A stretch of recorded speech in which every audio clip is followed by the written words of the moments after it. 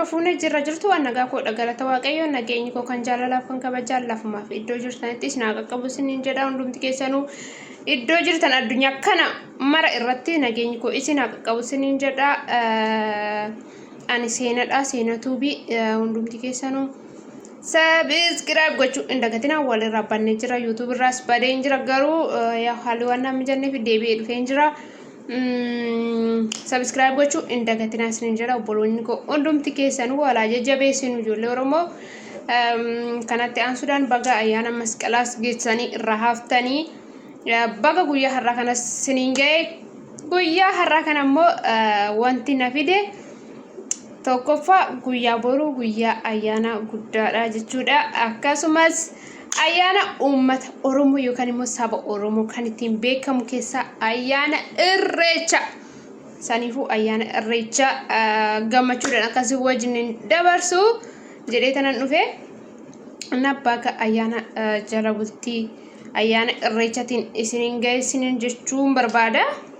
Irreechi irree Oromooti irreechi yaako ayyaana Oromoo qabu keessaa ayyaanni Irreecha ayyaana baay'ee guddaadhaa fi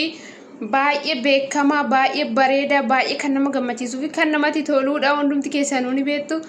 saniifuu guyyaa boruu harri jala bultii ayyaana Irreechaati guyyaa boruu immoo ayyaana Irreechaati jechuudha. Oromoo biratti ayyaanni Irreecha ayyaana guddaadha ayyaana iddoo guddaa qabuudha kan Oromoo hundi itti wal ga'ee yookaan immoo aadaa isaa duudhaa isaa tokkummaa isaa jaalala isaa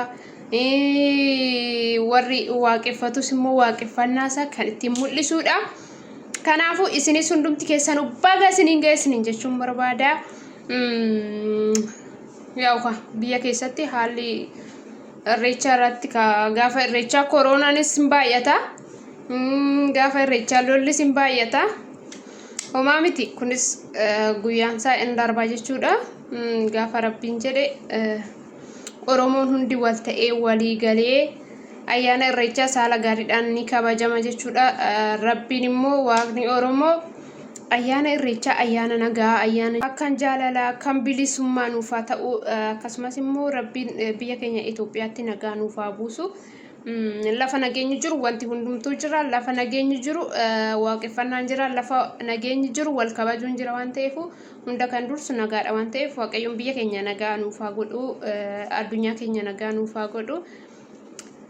rabbiin tokkummaa nuuf haa kennu saba keenyallee rabbi tokko godhee nama bara itti aanu immoo bilisummaadhaan jechuudha Oromiyaan bilisoomte Itoophiyaan immoo nagaa argattee sabaaf sablammii hundi walii galee Irreecha nagaa kan ittiin kabajannu nuuf haa ta'u isiniin jedha hundumti keessanuu baay'een isin jaalladha.